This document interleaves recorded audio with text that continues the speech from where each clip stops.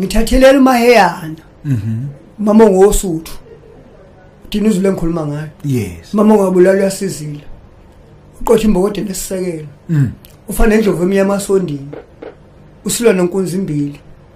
enya wangena etsheni enya sebhakanoma umgwazi kade nazinqapheli nganabadalo adinile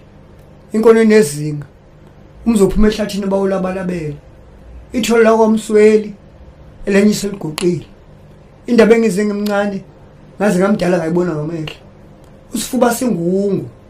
singungubele nyakana sabhobo umuntu wazizwe indaba makhipha imbila kulaleni isikhotsheni umphakela waphuma kwandini thema liphuma ngeni ngazi zamadoda